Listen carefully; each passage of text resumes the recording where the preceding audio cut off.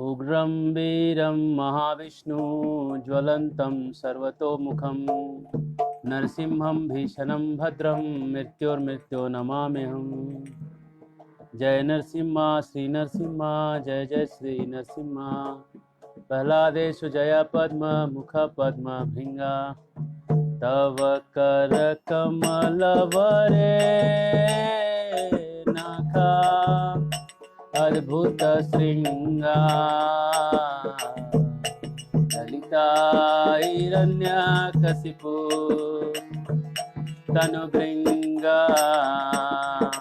केशवदृता नरहरि रूपा जय जगदीश हरे हरे जगदीश हरे तव कर कमलवरे अद्भुत श्रृंगार ललिता हिरण्य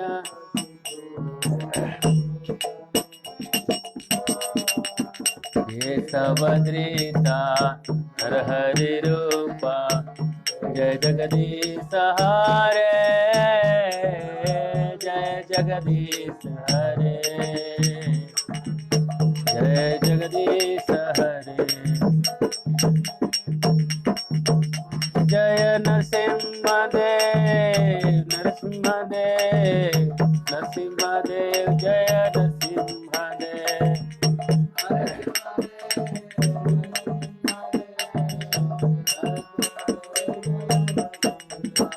जय प्रहलाद महाराज प्रहलाद महाराज प्रहलाद महाराज जय प्रहलाद महाराज।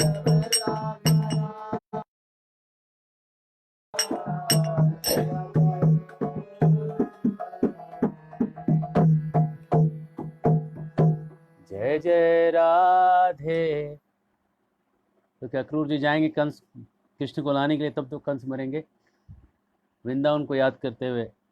जय जय राधे जय जय श्याम जय जय श्री वृंदावन धाम जय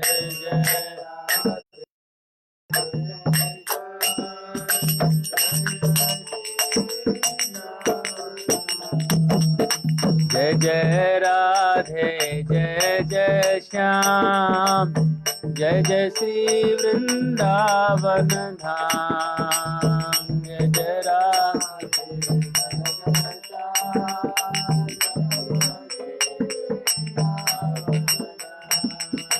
जय जय राधे जय जय श्याम जय जय श्री वृंदावन धाम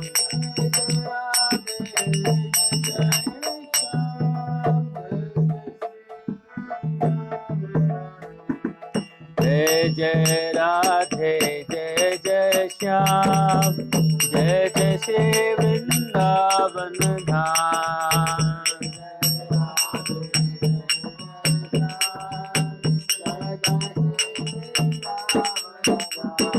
हरे कृष्णा कृष्णा कृष्णा हरे हरे हरे राम राम राम हरे हरे हरे कृष्णा हरे राम हरे कृष्णा कृष्णा कृष्णा हरे हरे हरे राम राम राम हरे हरे हरे।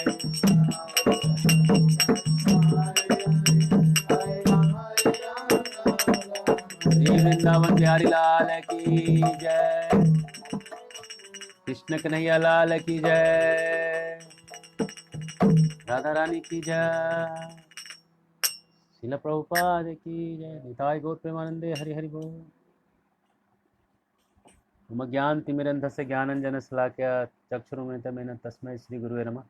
नमो विष्णुपदाय कृष्णपृष्ठाय भूतले श्रीमते भक्तिवेदांत स्वामिनिति नामिने।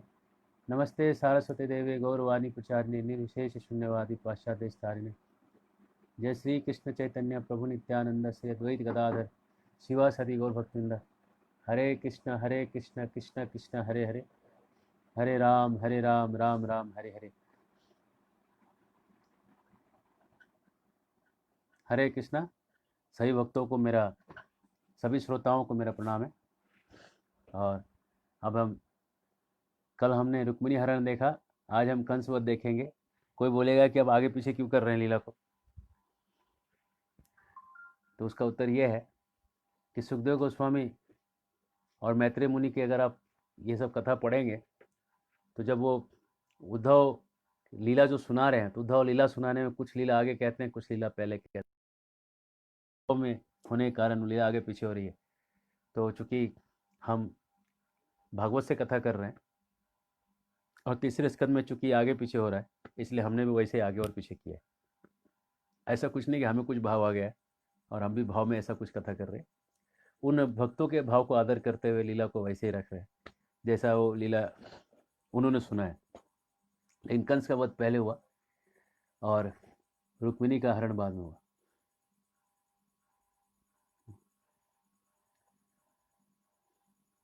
हरे कृष्ण।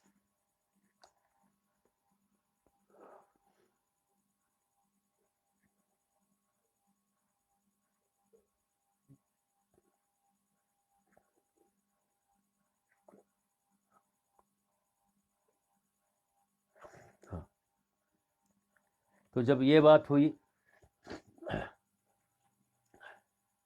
मथुरा में, कंस रह रहा था और इस भय में रह रहा था कि कृष्ण को कैसे मारे। कृष्ण को मारने का उसको समझ में नहीं आ रहा था, मारे तो कैसे मारे। तो इस चिंता में वो जिए जा रहा था, कैसे मारेंगे इस कृष्ण को। और चिंता में जीने के कारण, एक मिनट के लिए क्षमा करें,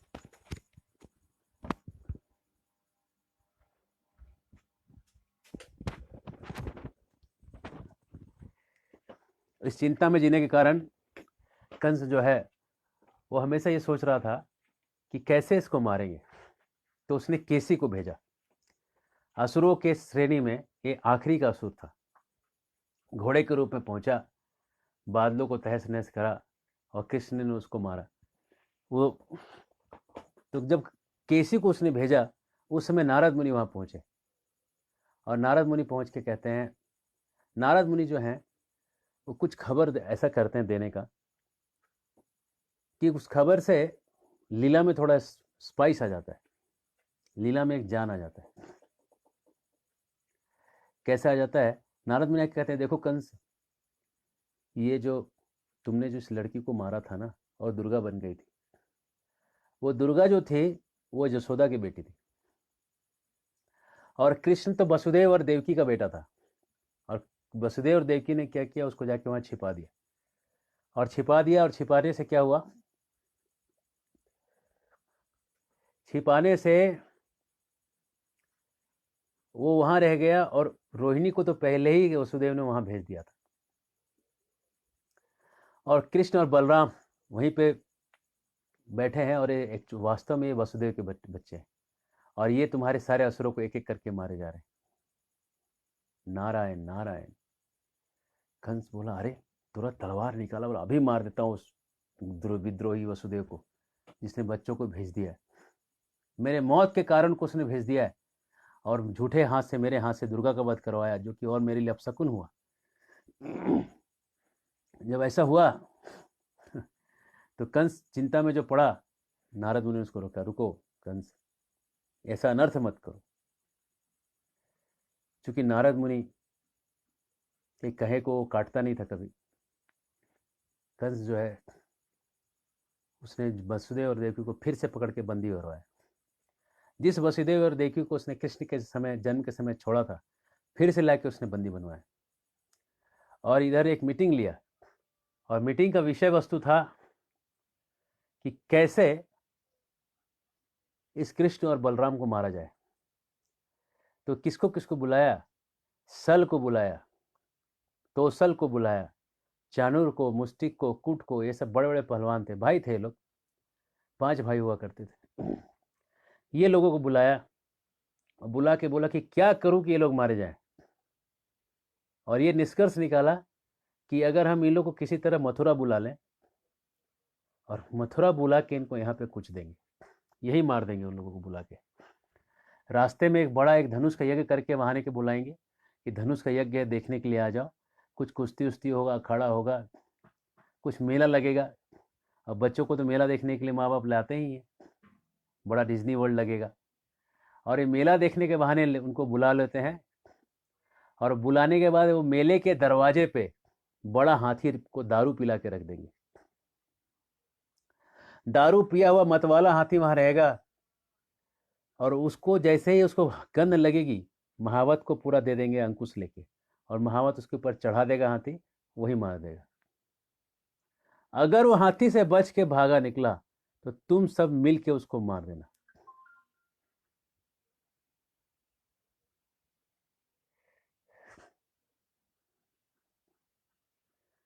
हाथी से बच गया तो तुम लोग मिलके मार देना।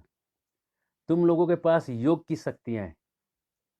किसी भी चीज को सिद्ध करने के लिए योग करना होता है, अपने आप को जोड़ना पड़ता है एकांत से। बहुत लोग एकांत में जाके अपने आप को ध्यान करके जोड़ते हैं, अंतर आत्मा से जोड़ते हैं, परमात्मा से जोड़ते हैं अपने आप को। और जब जोड़ते हैं ना तो बहुत सारी शक्तियां खुलने लगती हैं, एक के बाद एक के बाद एक दिव्य अनुभूति, योग की शक्तियां खुलने लगती है। और योग के द्वारा चाणूर और मुष्टिक को ऐसा बल था कि बिजली के गति से हाथ चलाते थे, इलेक्ट्रीफाइंग स्पीड से हाथ चलता था उनका। दिखता ही नहीं था हाथ कब कहाँ है, कहाँ पे हाथ कब है ये उनको दिखाई नहीं पड़ता था किसी को। इस स्पीड से वो गोली से हाथ चलाते थे। और थे तो थे 10,000 हाथियों का बल भी रखते थे।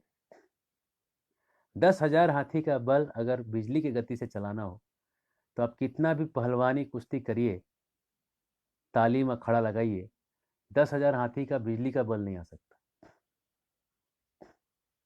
पहले के ज़माने में ऐसे ऐसे लोग हुआ करते थे। हमारे एक मित्र हैं सिल्ली में, वल्लभ निताय प्रभु, उनके दादाजी ने कुएं पे पत्थर ला के रखे। दादाजी अभी 50-60 साल पहले की बात होगी। कुएं पे पत्थर ला के रखे हैं, और वो पत्थर को अकेले उठाते थे उनके दादाजी। और पहाड़ का पत्थर है, पत्थर का अनुमान साइज देख के मुझे ऐसा लगता है कि 400 से 500 किलो का पत्थर होगा, अंदाज बता सकता हूँ, हो सकता है ज़्यादा भी हो। उतना बड़ा पत्थर को वो अकेले उठा के बैलगाड़ी पे लाद के लेके आके कुएं पे अकेला उठा के रखते थे, एक व्यक्ति। ये पूरे गांव में विदित है कहानी, एक व्यक्ति उसको उठा लेता था। तो ये जो बल है, इतना बल आप शारीरिक रूप से प्राप्त कर सकते हैं। हो सकता है आप असली घी दूध खाने लगे तो 1-2 जनरेशन में आप इतना सारा बल आप उठा के 1000 पाउंड उठाने का बल भी आप प्राप्त कर लें। लेकिन 10,000 हाथी का बल और योग की शक्ति के साथ स्पीड से हाथ चलाना यह असंभव है। इसके लिए आपको योग की शक्ति लगेगी,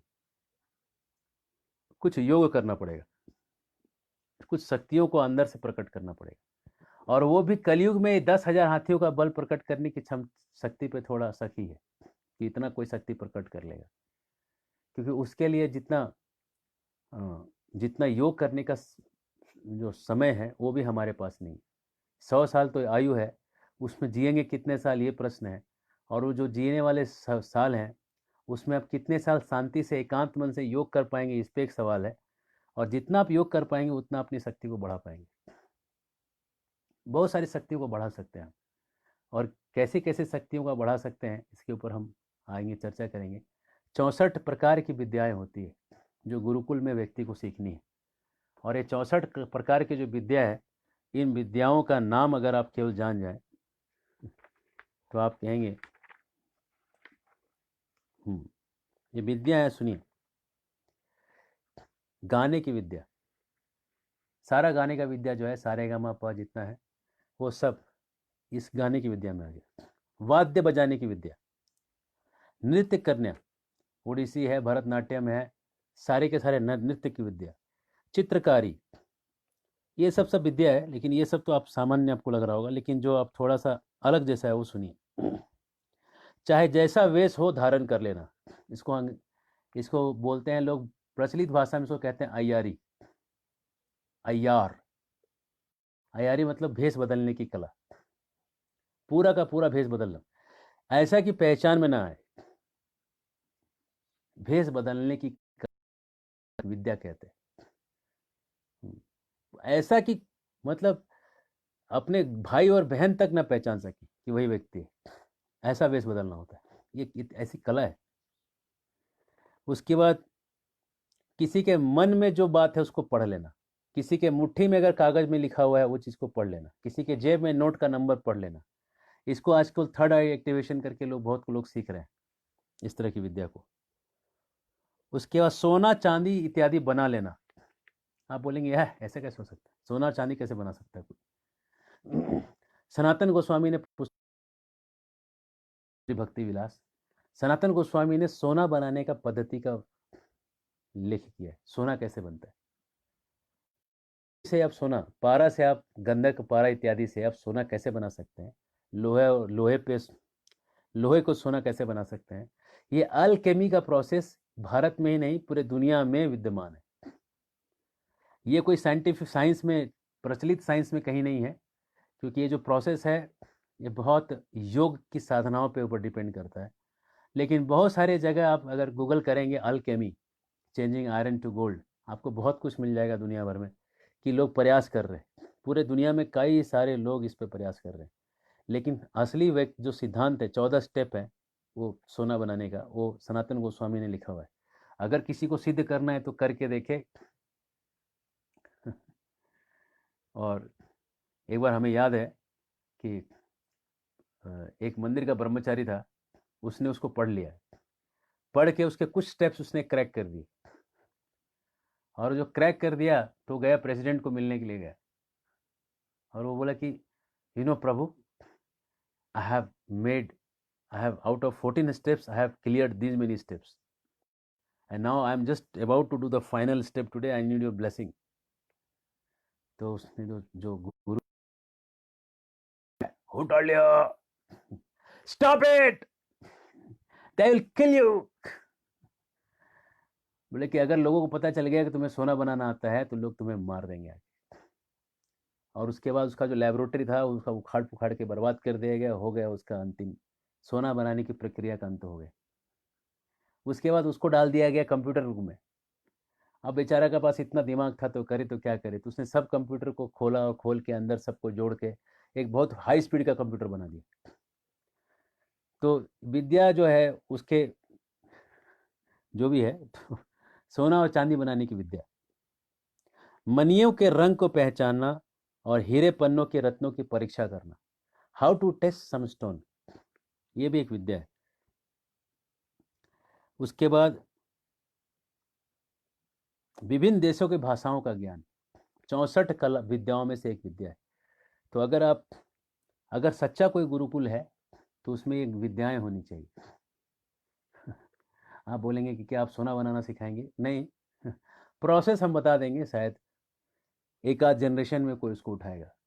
एक दिन में ये विद्या को आप सिद्ध नहीं कर सकेंगे, इसको सिद्ध करने के लिए कई साल लगेंगे। तो हो सकता है एक एक स्टेप को क्लियर करने में 10 साल 20 साल लग जाए, और अगर 14 स्टेप क्लियर करने तो हो सकता है 100-150 साल लगेंगे। लेकिन लेकिन संभव है, क्योंकि लोगों ने कुछ स्टेप तो क्लियर कर ही दिया था, और वो जैसे जैसे स्टेप्स में जो जो रिजल्ट है वो सब रिजल्ट आता है करने से। विभिन्न देशों की भाषाओं का ज्ञान, तो 21 भाषा सिखाने का हमने यहाँ पे संकल्प लिया है।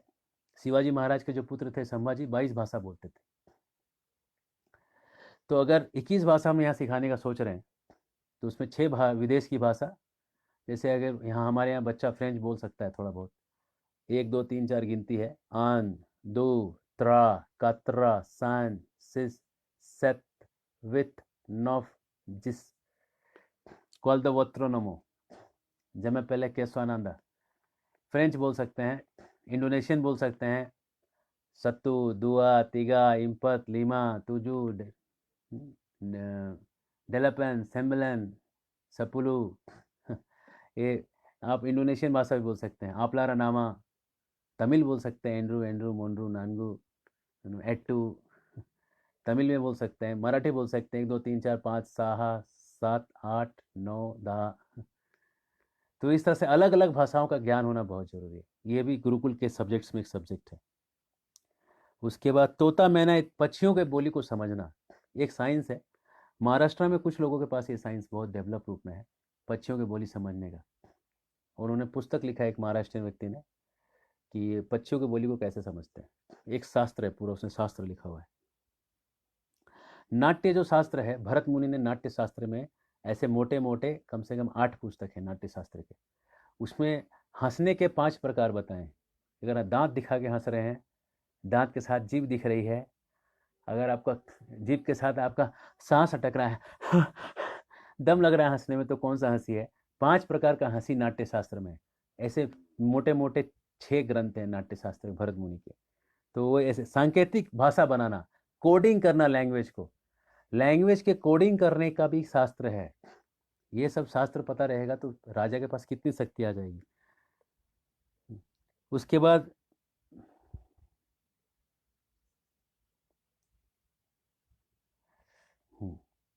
नई नई बातें निकालना, समस्त कोशों का ज्ञान होना, वस्त्रों को छिपाने और बदलने की विद्या,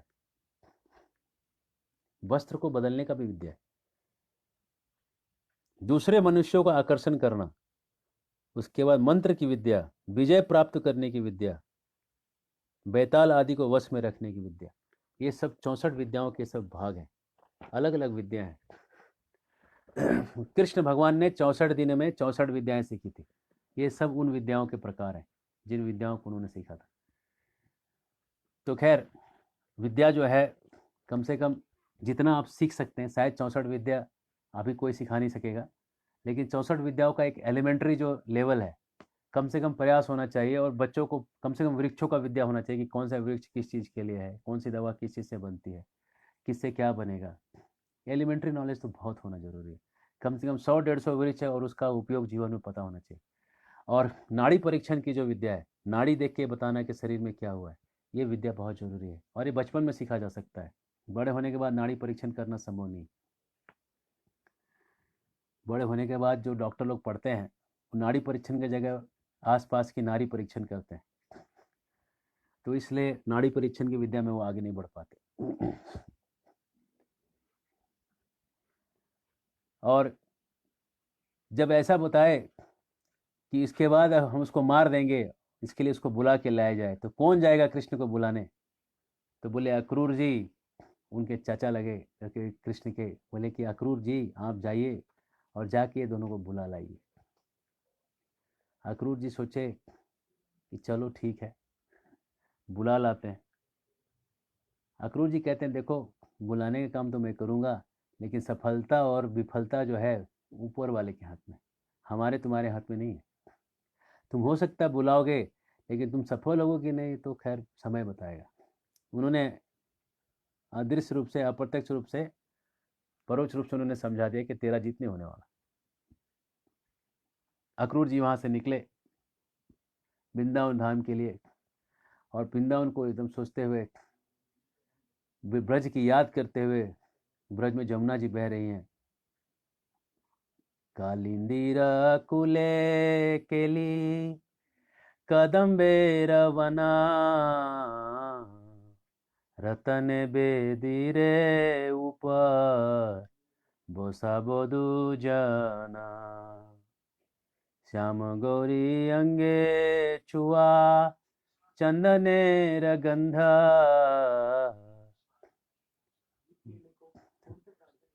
इस तरह से अक्रूर जी जो हैं बहुत भाव में जाके निकले। इतने भाव में निकले कि मथुरा से वृंदावन की दूरी जो आधे घंटे की दूरी है, उनको दिन भर लग गया वहां पहुंचने में। सुबह के निकले, शाम को पहुंचे। कहाँ जा रहे थे, किधर जा रहे थे, पता ही नहीं। शाम तक वो देख रहे हैं कि वृंदावन पहुंच गए, और उनको लग रहा है अरे बहुत जल्दी आ गया। तो इतने भाव में थे कि शाम में बलराम गाय के जगह पे गाय दूह रहे थे, और वहां पे जैसे ही चचा अक्रूर को देखे, चलो दौड़े दौड़े आए, पैर छुए। अक्रूर जी ने उनको गले लगाया, कि माथे को सूंघा, और उनके हाथ पकड़ के कृष्ण और बलराम एक एक हाथ को पकड़ के साथ में अपने नंद बाबा के महल में लेके आए। उनके पैर धुलाए, उनको आसन दिया, पंखा किया, सब हाल कुशल पूछा। और कुशल पूछ के नंद महाराज, जसोदा माई, सब लोग वहाँ आसपास बैठे, और अक्रूर जी जो हैं सबके साथ, ब्रजवासियों के साथ बैठ के वार्तालाप कर रहे हैं। अक्रूर जी कह सुनाया कि देखो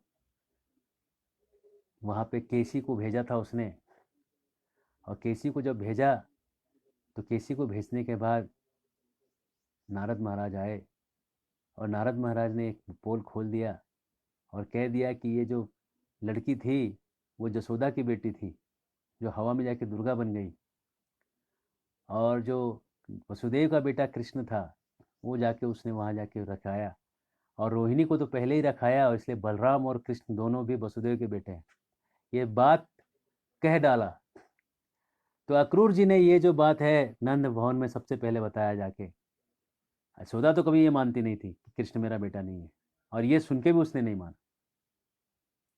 लेकिन अक्रूर जी ने फिर बोला कि कंस का आदेश है कि उसको, हम सबको वहां जाना है और जाके धनुष का यज्ञ देखना है और कर चुकाना है। कृष्ण बलराम जब सुने तो खूब हंसे, बोले बोले कंस कंस क्या सोचता है कि हमें बुलाएगा और हम हमारा कुछ अहित कर लेगा। खूब हंसते हैं कंस के बारे में सोच सोच के, क्योंकि कंस के सारे असुरों को उन्होंने बाएं हाथ से, दाएं हाथ से, सीधे हाथ से, पैर से मार मार के सबको खत्म किया था, और कंस अब चाह रहा है कि इनको मारे। खूब हंसे कृष्ण बलराम। और नंद बाबा ने आदेश दिया कि कल सुबह हम लोग उठेंगे और गाय का घी मक्खन सब लेके, जितना भी दही वही लेके सब लोग जाएंगे, अपना कर चुकाने के लिए मथुरा जाएंगे, और हम लोग इसी बहाने धनुष का यज्ञ भी देखेंगे। और रात हुआ, ये सब लोग सोए, ये खबर पूरे ब्रज में फैल गया, और जो गोपियां थी वो रोने लगी। गोप्य ऊचू अहो विधासस्तव न क्वचित् दया, संयोज मैत्र्या प्रणयेन देहिनः, ताश्चाकृतार्थान् वियुञ्च पार्थकं, विक्रीडितं त्यर्भकचेष्टितं यथा।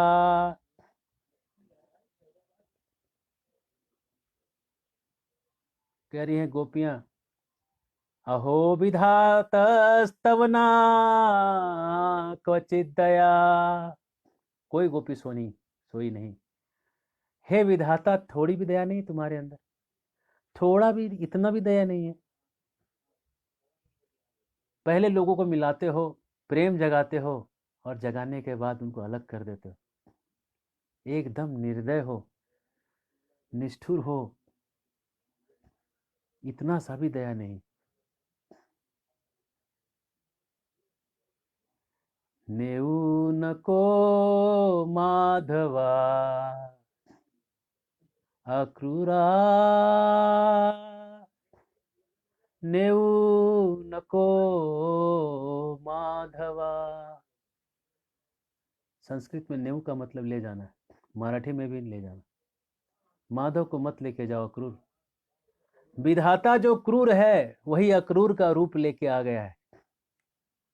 ये अक्रूर अक्रूर नहीं, विधाता ही है जो क्रूर बन के आया है। रात भर गोपियां विरह में रोती रहीं। सुबह का समय हुआ, सब नहा धो के स्नान करके तैयार हुए, सारा सामान सजाया गया। अक्रूर जी रथ में कृष्ण बलराम के साथ आगे बैठे, पीछे नंद महाराज बैलगाड़ी में सारा सामान लगवाने, और पूरी टोली निकलने लगी। ब्रज में कोहराम मच गया, ब्रज में कोहराम मचा। अक्रूर जी सबके बीच से रोते हुए, ब्रजवासियों के बीच से इधर उधर करके उन्होंने घोड़ों को निकाला।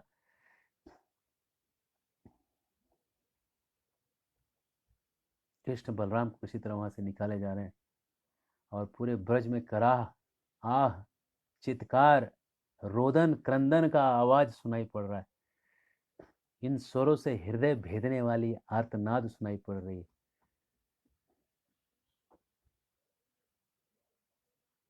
अहो विधातस्तव न क्वचिद्दया, संयोज मैत्र्या प्रणयेन देहिनः, तांशाकृतार्थान् वियुञ्चे पार्थकं, विक्रीडितं त्यर्भकचेष्टितं यथा। अरे बच्चे का दिमाग है क्या विधाता, मिलाते हो फिर बिखेर देते हो। लेकिन अक्रूर जी एकदम सबका हाय लेते हुए आगे बढ़ रहे हैं। सब लोग उनको रोक रहे हैं और बढ़ते बढ़ते वो वृंदावन और मथुरा के बीच में ब्रह्मांड घाट तक पहुंच गए। और वहां पहुंचने के बाद कृष्ण बलराम जमुना में स्नान करने उतरे और अक्रूर जी ने देखा कि पानी के अंदर भी कृष्ण बलराम, रथ पे भी कृष्ण बलराम। उनको समझ में नहीं आया, उन्होंने प्रार्थना किया, नमस्ते अद्भुत सिंहाय साधुलोक भयावह साधुलोक भयापह वामनाय नमस्तुभ्यं क्रांत त्रिभुवनाय च। प्रार्थना करते हैं, हे नरसिंह, हे वामन, मुझ पे दया करिए, मेरा उद्धार करिए। और वहां से आगे चलते हैं। वृंदावनम परित्यज्य पादमेकम न गच्छति। वृंदावन छोड़ के मैं एक कदम कहीं बाहर नहीं जाता। भगवान ने अपने भाव रूप में वृंदावन में रह गए और भगवान उद्धव के साथ जो गए वहां से आगे बढ़े, लेकिन भाव रूप में वृंदावन में रह गए। उद्धव उनको लेके मथुरा पहुंचे और मथुरा पहुंचते ही सब वहां के जो लोग थे दौड़े दौड़े देखने आए। बड़े सुंदर सुंदर दो बालक चल रहे हैं। अइला राम श्याम सखी मथुरा नगरिया। अइला राम श्याम सखी मथुरा नगरिया। हर्षित हूँ हम मन की अटरिया। ओ अइला राम श्याम। राम और श्याम, बलराम और श्याम चल रहे हैं। सब लोग अपने अपने मन के झरोखे से देख रहे हैं। सबको लग रहा है बस मैं देख रहा हूं, लेकिन सब देख रहे थे। लोग कहने लगे, कौन तप कईनु रे गोकुला की बाला। कौन तप कईनु रे। गोकुल की बालाओं ने कौन सा तप किया है। ऊंचू पौरा हो गोप्यस्तप किम आचरन् महत्। हाये तावनुपश्यन्ति नरलोक महोत्सवो। गोपियों ने क्या तप किया, ये नरलोक महोत्सवों को देखती हैं। इनको देखना ही महोत्सव, बड़ा उत्सव है। इतना सुंदर सजा हुआ व्यक्ति, इतना सुंदर दिख रहा है, चल रहा है, इसको रोज देखती हैं गोपियां। अरे क्या भाग्य, क्या तपस्या करके वो लोग आई होंगी। और ये दोनों चल रहे हैं। कौन तप कईनु रे गोकुला की बाला। संग हुए वो उनके नंद लाला। नंद के लाला उनके संग हुए हैं। क्या तप किया इन लोगों ने। कृष्ण बलराम चल रहे हैं, सब पूरे देख रहे हैं, मथुरा के नगर को देख रहे हैं। बहुत पैसा है लोगों के पास, सोना चांदी की कमी नहीं है, टोकरी में भर भर के रखा है साइड में। फूलों की दुकानें हैं, कपड़ों की दुकानें हैं, दर्जी है, माली है, धोबी है, बहुत बड़े बड़े सब स्पेशल स्पेशल सब कपड़े दिख रहे हैं, विशेष विशेष। एक धोबी के यहाँ उन्होंने देखा, धोबी को बोला, ए धोबी, ये कपड़े दे, हमें हमें पहनेंगे। धोबी कहता है, ए जंगली, जंगल से आए हो, कभी ऐसे कपड़े देखे तुमने। अपने शकल देखो और कपड़े देखो, आगे से करोगे राजदंड मिलेगा। खबर लग गई राजा को, अंदर चले जाओगे, पैसे वैसे तुम्हारे छीन ले जाएंगे, प्राण दंड हो जाएगा। कृष्ण को आया गुस्सा, पकड़े उसको और एक थप्पड़ मारे। थप्पड़ मारते ही उसका सर धड़ से अलग होकर गिर गया। अंगानी यस्य सकलेंद्र वृत्ति मनती। सर धड़ से अलग होकर गिर गया। और वहां के जितने लोग थे सब भाग खड़े हुए। जितने कपड़े थे उन्होंने वहां से उठाए और वहां बगल में एक दर्जी था, उसको ले जाके दिया। दर्जी ने सब कपड़ों को बहुत अच्छे से सी हुई के बना के तुरंत दे दिया। और भगवान ने वो सब नए नए कपड़े पहन लिए। आगे निकले, एक माली के यहाँ देखे, माली ने बहुत सारे फूल उनको पहना दिया। सब कुछ, पैसा भी नहीं लिया, ऐसे ही दे दिया सेवा रूप में। भगवान आगे निकले, एक लड़की थी, बड़ी टेढ़ी टूढ़ी थी, कुब्ज थी। उस टेढ़ी लड़की को देख के कृष्ण कह रहे तुम कितनी सुंदर हो। लड़की कहती क्या मजाक उड़ा रहे हो।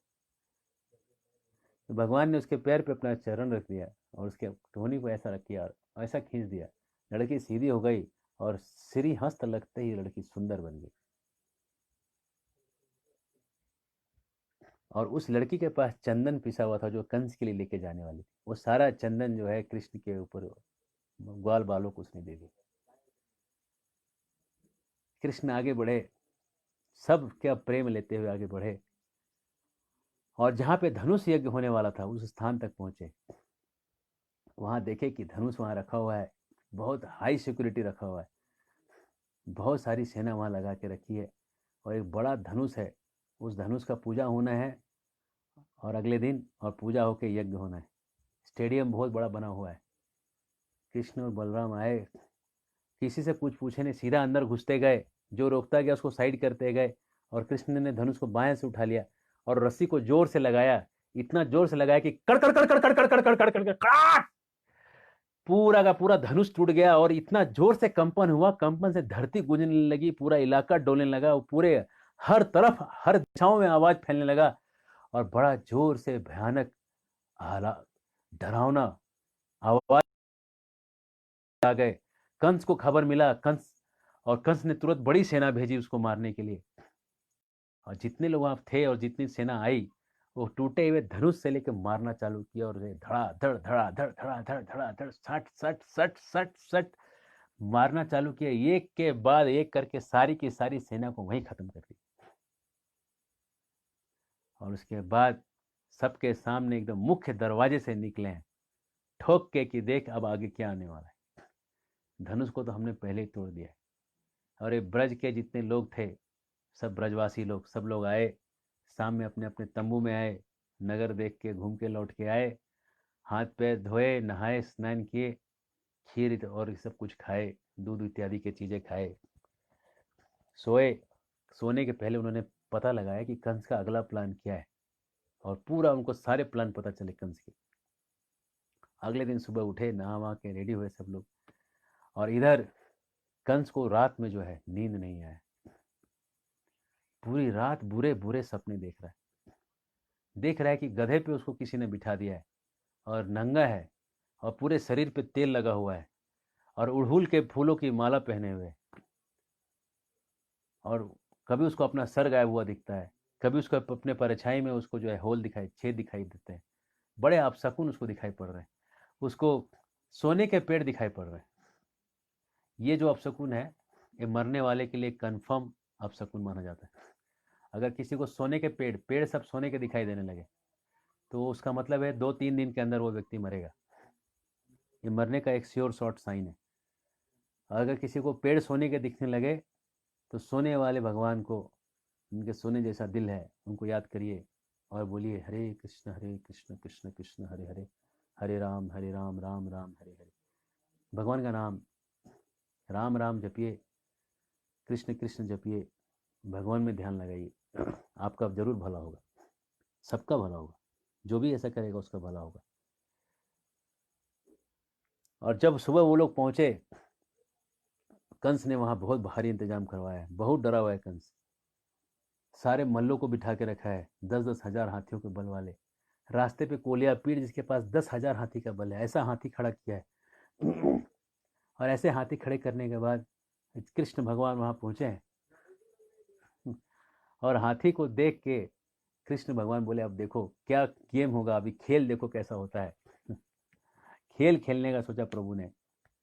तो सबसे पहले उन्होंने क्या किया, कमर कसा है, अपने घुंघराले बालों को उठाया है और ऐसे उठा के उस घुंघराले बालों को पीछे बांधा है कि भाई समेट लेते हैं बालों को, बाल नहीं गिरने चाहिए, थोड़ा पकड़ लेते हैं। उसके बाद जो है आगे बढ़े और आराम से हाथी ने उनको पकड़ लिया है, सूंड में लपेट लिया है। भगवान ने पहला छल निकाला, पहले उपाय निकाला, वो पतले हो गए और सरक के निकल गए शून, और बाहर आके खड़े हो गए। हाथी ने देखा कि मेरे छूट से निकल गया है, हाथी सूंघ सूंघ के देख रहा है किधर गया किधर गया किधर गया किधर गया, और फिर पकड़ लिया। अब की बार जो उसने पकड़ा है, भगवान ने बल से उसको ऐसे करके उसको उठा के फेंक दिया है और बाहर निकल के फिर खड़े हो गए। बल से जो निकल गए, हाथी जो है इधर उधर देख रहा है, तो पीछे जाके उसके पूंछ को पकड़ लिया है और पूंछ को पकड़ के खींचना चालू किया है। 25 धनुष मैंने करीब करीब 100 हाथ पीछे खींच लिया हाथी को, पूंछ खींच रहे हैं और हाथी खिंचाया जा रहा है, खिंचाया जा रहा है। 100 हाथ उस हाथी को पीछे खींचे हैं। उसके बाद जो हाथी और गुस्सा हुआ तो कभी वो दाहिने आ जा रहे हैं हाथी के, और हाथी दाहिने मुड़ रहा है तो बाएं आके इधर इधर, उधर नहीं इधर, और बाएं देख रहा है तो दाएं आ जा रहे हैं। दाहिने बाएं का गेम खेल रहे हैं, और जब दाहिने बाएं का गेम हो गया तो सामने आके खड़े हो जा रहे हैं, और सामने आके उसको ये घूंसा मारते हैं। वो दाएं देख रहा है, बाएं देख रहा है, और सामने से घूंसा मारते हैं। हाथी को रहा नहीं गया, लगा दौड़ने। अब वो हाथी को ऐसा दौड़ रहे कि बस पूरे ग्राउंड में, बड़ा एक स्टेडियम है, उस स्टेडियम में वो दरवाजे पे कभी वो ऐसा दिखा रहे कि बस वो हाथी पकड़ने वाला है, और फिर दूर चल जा रहे हैं, फिर रुक जा रहे हैं, फिर हाथी पकड़ने वाला है, और अचानक से भगवान जमीन पे बैठ जाता है। कृष्णा जमीन बैठते, हाथी ने जोर से ऐसा मारा, और कृष्ण को पता था मारेगा, और वहां से खट से खसक जाते हैं, और पूरे दोनों दांत उसके जमीन में धंस जाते हैं, और कृष्ण वहां से बच के निकल जाता है। हाथी और गुस्सा होता है, वार खाली हो गया, हाथी का गुस्सा बढ़ गया। हाथी ने तुरंत दौड़ना चालू किया, छुआ छुई हुआ, और उसे तुरंत कृष्ण ने आगे जाके उसके दांत पे जोर से मारा, और एक हाथ से उसके सूंड को पकड़ लिया, और उठा के सूंड से उसको जो पटका, पैर पकड़ा, पटक के पैर से उसके सर को दबाया, और उसके दांत को पकड़ के खींच लिया, और दोनों दांत को खींच के निकाल लिए हैं, और दांत से हाथी को पहले खांस से मारे, और महावत को भोंक के मारे, और इस तरह से दोनों का खात्मा कर दिए।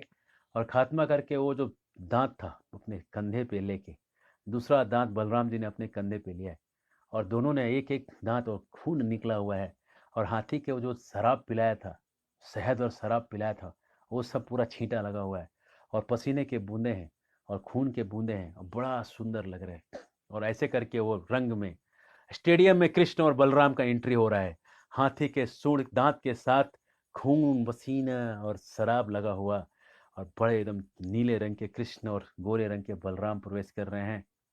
मल्ला नाम सनी निणाम नरवर स्त्रीणाम स्मरो मूर्तिमान गोपानाम स्वजनो सताम क्षितिभुजाम शास्ता स्वपित्रो शिशु मृत्युर्भोजपते विराड विदुषाम तत्वं परम योगिनाम वृष्णीनाम परदेवतेति विदितो रंगम गत साग्रज मल्लानाम सनीमृणाम नरवर। मल्लों में जो पहलवान लोग थे उनको क्या दिख रहा है? असनीन, ये जो है ये तलवार है, तलवार, ये सीधा काट देगा पकड़ के, उनको लग रहा है तलवार आ रहा है। अरे 10,000 हाथी को जो मार के ऐसा सूंड उसका दांत लेके चल रहा है, उसको देख के मल्लों की हालत खराब हो रही है। लोगों को लग रहा है कि ये नरवर है, लोगों में, दुनिया में इससे अच्छा सुंदर व्यक्ति कोई नहीं।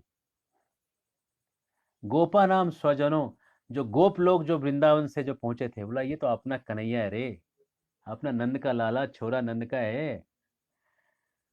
शास्ताम क्षितिभुजाम, जितने राजा लोग बैठे थे वहां पे आए थे उसके बुलाए हुए, कंस के दोस्त लोग, उनको लग रहा है ये हमें सुधारने वाला आ गया, हम पे शासन करने वाला आ गया।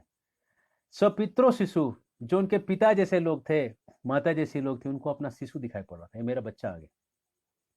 मृत्युर्भोजपते विराट विदुषाम, भोजपते कंस को अपना मृत्यु चल के आता हुआ दिखाई पड़ा था, वही वही चीज उसको अपनी मृत्यु दिखाई पड़ रही थी। तत्वम परम योगी नाम, योगी लोग जितने वहां आए थे देखने के लिए, उनको दिखाई दे रहा था ये तो परम तत्व है। वदंती तत्व विदस तत्व यज्ञानम अव्ययम ब्रह्मेति परमात्मेति भगवान इति शब्दयेत। तत्वों में जो परमात्मा, भगवान और निराकार ब्रह्म है, सब अपने अपने तत्व को उस भगवान में देख रहे थे। वृष्णिनाम पर देवतेति विदितो, और विष्णुओं को लग रहा था कि हमारे वंश का व्यक्ति है, वसुदेव का बेटा आ गया। रंगम गत साग्रजा, उस रंगशाला में जब भगवान ने अपने बड़े भाई बलराम के साथ, अग्रज के साथ प्रवेश किया, अलग अलग लोगों को एक ही व्यक्ति अलग अलग दिखाई पड़ रहा है। स्त्री नाम स्मरो मूर्तिमान, स्त्रियों को कामदेव ही दिखाई पड़ रहा है, अलग अलग व्यक्ति को अलग अलग दर्शन हो रहा है, एक ही चीज। और जब इस तरह से कृष्ण भगवान वहां प्रवेश करते हैं, और प्रवेश करने के बाद वहाँ जो आते हैं तो चानूर और मुश्तिक ये दोनों वहाँ आ जाते हैं। और चानूर और मुश्तिक जो वहाँ आते हैं और वो लोग कहते हैं कि अरे चानूर मुश्तिक बहुत बड़े बड़े बलशाली योद्धा थे और उनका बाइसेप्स ट्राइसेप्स सब बड़े बड़े निकले हुए थे, 6 पैक बॉडी बना के बैठे थे। 6 पैक तो कुछ नहीं है, पूरे बॉडी उनका पैक ही पैक था, कोई भी ऐसा मसल नहीं था जो उनके पैक में नहीं था, ऑल पैक्स अवेलेबल। और इस तरह से चानूर जो था बहुत बड़ा दिखता था और ये कृष्ण बलराम बच्चे जैसे थे थोड़ा। तो चानूर कहता है अरे तुम लोगों को हम लोग से लड़ना चाहिए, मेरे साथ लड़ो कृष्ण, और मुश्तिक बलराम के साथ लड़े, ऐसा चानूर प्रपोजल देता है। चानूर का मतलब होता है चूर्ण करने वाला, जो लोगों को पाउडर बना दे वो चानूर। और मुष्टि का मतलब है जिसका मुट्ठी जो है लोहे के जैसा है प्रहार, उसको मुष्टि कहते हैं। इसका पंच नहीं लोहा है, उसको मुष्टिक कहते हैं। और चानूर मतलब जो तब तक पीटता था जब तक उसका कचूमर पाउडर नहीं कर दे पीट पीट के, तब तक वो चानूर कहलाता था। 10,000 हाथियों का बल और हाथ के स्पीड को बिजली की गति देता था। तो चानूर ने कहा अरे हमसे लड़ो यार।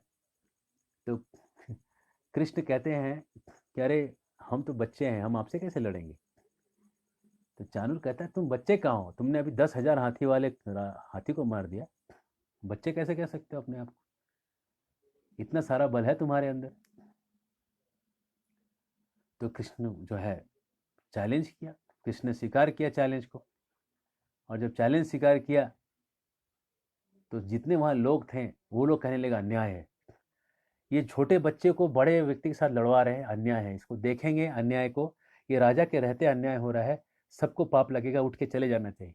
जाना चाहते हैं लेकिन कृष्ण इतना सुंदर दिख रहा है कि उसको देखे बिना भी रह नहीं सकते, खा भी नहीं सकते और फेंक भी नहीं सकते, है ना।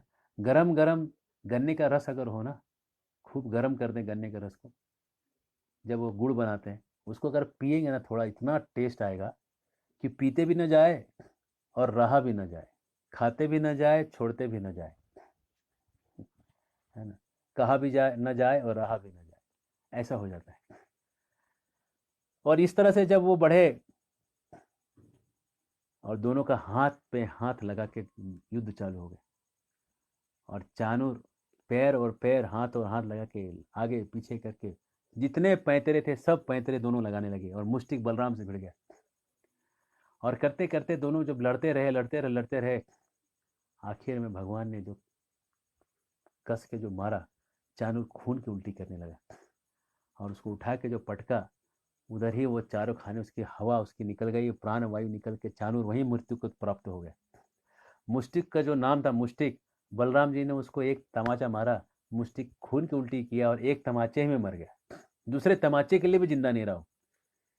बलराम जी ने बोला बेटा तू तो मुश्तिक के लायक भी नहीं था, तू तो तमाचे में ही मर गया, कम से कम एक मुक्का तो मारने देता, मुश्तिक को मुश्तिक से मारा, इतना तो इज्जत मिलता तेरे को, थप्पड़ में मर गया।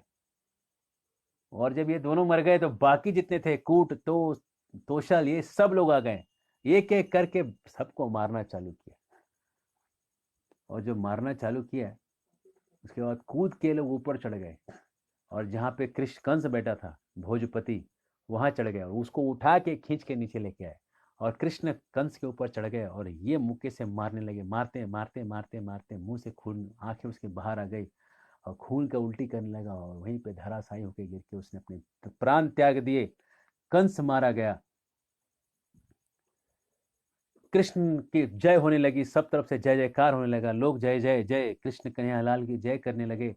और जिस जय जयकार में वहाँ पे कृष्ण और बलराम उठे और सब लोगों को उन्होंने संबोधित किया, वहाँ से निकले और जेल में जाके अपने माँ और पिता के जेल के हथकड़ियों को काटा, उनको निकाला है। और देवकी के स्तन में दूध आया देख के कि मेरा अपना बेटा है, और उस वहाँ से देवकी ने और उनको संस्कार कराने के लिए सांदीपनि मुनि के आसन भेजने का सोचा, और उनको बोला हे पुत्रों, हमने तुमको बचपन की चीज़ें तो नहीं दे सके, लेकिन शिक्षा तो हम तुम्हें जरूर देना चाहेंगे, और ये शिक्षा जो हम तुमको देना चाहते हैं इसके लिए तुमको सांदीपनि मुनि के आश्रम जाना चाहिए। और सांदीपनि के मुनि के आश्रम में जाके तुम जाके जल्दी से सारी विद्याओं को सीख लो। गुरु गृह गए पठन रघुराई, अल्पकाल विद्या सब आई। और 64 प्रकार की विद्याओं को प्रभु ने 64 दिन में सीख लिया। एक एक दिन में एक एक विद्या को सीख लेते थे, है ना। फूल के गहना बनाना एक विद्या है, एक दिन में सीखा विद्या को। कपड़े और गहने बनाना एक दिन में सीखा। सुगंधित इत्र, तेल इत्यादि बनाना एक दिन में सीखा। अयारी करना, अपना रूप बदलना बहुत बड़ी विद्या है। पूरा रूप बदला जा सकता है, ट्रांसफॉर्म कर सकते हैं पूरे रूप को। या उसका ग्रॉस फॉर्म में कुछ मुँह चूछ बनाते होंगे, कुछ हल्का फुल्का कवर अप करके भी करते होंगे, लेकिन अयारी जो है बहुत सूक्ष्म विद्या है और वेदों में इसका बहुत ज़्यादा वर्णन है। और हर राजा के पास कुछ ऐसे अय्यार होते थे जो बॉडी को चेंज कर सकते थे। कठपुतली बनाना और नचाना एक विद्या है। समस्या आपूर्ति करना, कहीं प्रॉब्लम सॉल्विंग, कोई अगर प्रॉब्लम हो जाए जीवन में तो उसको सॉल्व कैसे करेंगे। घर बनाना, लकड़ी के चीज़ें बनाना, हीरा पन्ना चांदी सोना परीक्षा करना, ये असली है कि नकली है, असली है तो कितना असली है, इसका भी एक विद्या है, इसको भी एक दिन में सीखा। खानों को पहचानना, माइंस, यहाँ पे कौन से माइंस है, यहाँ पे कौन सा धातु निकलेगा जमीन के नीचे, एक विद्या है।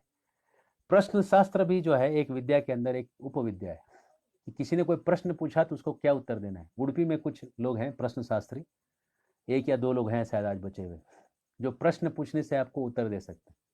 जैसे आप पूछेंगे हमारे घर में ये पानी कहाँ मिलेगा, अगर आप प्रश्न पूछेंगे तो वो बता देंगे उत्तर की दिशा में इतने दूर में आपको पानी मिलेगा। ऐसा प्रश्न शास्त्री लोग हैं जो प्रश्न का उत्तर दे सकते हैं। जैसे धनुर्विद्या है, धनुर्विद्या मंत्रों के ऊपर से चलता है और मंत्रों के ऊपर से एक फॉरेनर है जिन्होंने महाभारत के विद्या को उन्होंने एक साथ तीन तीन बाण चढ़ा के 3 निशाना एक साथ कैसे भेजना है वो सीखा है। और नीचे आईना देख के ऊपर मछली की जो आँख घूमती है ऐसे टारगेट को कैसे हिट करना है वो सीखा है, एक फॉरेनर से सीखा है। ये यहाँ पे अगर गूगल करेंगे ये सब लोग आपको प्राप्त हो जाएंगे गूगल पे ही, लेकिन आपको खोजना पड़ेगा, है ना। उसके बाद मुट्ठी की चीज़ के अंदर या मन की बात को बता देना एक विद्या है। पक्षियों के तोता मैना, पक्षियों की भाषा बोलना एक विद्या है। वृक्षों की चिकित्सा, पेड़ों का इलाज करना एक विद्या है। विभिन्न देश की भाषाओं का ज्ञान, शकुन और अपशकुन का ज्ञान होना, क्या अच्छा है क्या बुरा है, क्या अच्छा शकुन है क्या बुरा शकुन है, ये जानना एक विद्या है। रत्नों को विभिन्न आकारों में काटना, रत्न को पहचानना एक विद्या है और उसको काटना दूसरी विद्या है, 2 विद्या है। सांकेतिक भाषा, कोडिंग बनाना, किसी भाषा को कोड वर्ड्स में चेंज करना एक विद्या है ना। और नए नए जो जोक्स बनाना ये भी एक विद्या है, जोक्स बनाने का भी एक साइंस है, विद्या है। छंदों का ज्ञान, मीटर्स, कौन से मीटर में कौन सा चीज़ गाना है ना। बहुत सारे ऐसे विद्याएं हैं, ये 64 विद्याएं हैं, 64 कलाएं हैं। इन विद्याओं को जो सीखते हैं ये 64 दिन में भगवान ने सीख के दिखा दिया, है ना। तो ये बहुत वास्ट सब्जेक्ट है, सारी विद्याएं एक साथ खोजने में शायद मिलेंगी नहीं, लेकिन धीरे धीरे खोजते खोजते शायद ये विद्याएं एक एक करके प्रकट होंगी और शायद पूर्ण रूप से ना तो कम से कम आंशिक रूप से प्रकट होंगी। लेकिन ये विद्या सीखने के लिए कम उम्र का ही व्यक्ति चाहिए। बड़ा उम्र का व्यक्ति जो है वो केवल एक विद्या सीख लेगा तो बहुत है। जैसे अगर संस्कृत ही सीखना है, बचपन में सिखाएंगे तो 6 महीने में सीख जाएगा, बड़े में सिखाइएगा तो 6 साल भी लगेगा तो सीखेगा नहीं। इसलिए विद्या को सीखना बचपन का काम है। इस तरह से भगवान ने 64 विद्याएं सीखी और उसके बाद सांदीपनि मुनि से आशीर्वाद लिया और आशीर्वाद के बदले, आशीर्वाद के तौर पे उन्होंने उनके पुत्र को यमराज के पास से वापस ला के उनको समर्पित किया और इस तरह से अपने गुरु का जो ऋण है वो चुकाया। और उसके बाद प्रभु अपने वापस मथुरा आए और वहाँ राज किए। अब आगे जो तीसरा स्कंद आगे बढ़ेगा, कल हम आपको बताएंगे 9 टाइप्स ऑफ क्रिएशन। ये तीसरे स्कंद में 9 तरह से क्रिएशन हुआ, ब्रह्मा जी ने कैसे सृष्टि बनाया 9 तरह से, और 9 तरह के क्रिएशंस के बारे में हम डिस्कस करेंगे। और उसके बाद हम डिस्कस करेंगे 9 तरह के क्रिएशन के बाद वराहदेव के बारे में बताएंगे अगले दिन, उसके अगले दिन हम वैकुंठ का वर्णन करेंगे। आज से तीसरे दिन, कल परसों और उसके अगले दिन 3rd डे। और उसके बाद चौथे दिन हम बताएंगे मोनार्क, ड्यूटी ऑफ मोनार्क, एक राजा का क्या क्या कर्तव्य है, ये चौथे दिन। तो अगले 4 दिन का टॉपिक है। कल का टॉपिक है 9 टाइप्स ऑफ क्रिएशन, परसों का टॉपिक है वराहदेव का अपीयरेंस, हिरण्याक्ष का वध, उसके अगले दिन का टॉपिक है, ये सब हम भागवतम के सीरीज में जा रहे हैं, description of kingdom of God, Vaikuntha का वर्णन, ये तीसरे दिन का टॉपिक है। और चौथे दिन का टॉपिक है ड्यूटीज ऑफ मोनार्क, एक सम्राट के क्या क्या कर्तव्य। इस तरह से हम रोज़ इस तरह से प्रस्तुत रहेंगे अगले 4 दिनों तक। हरे कृष्णा। शिला प्रभुपाद की जय।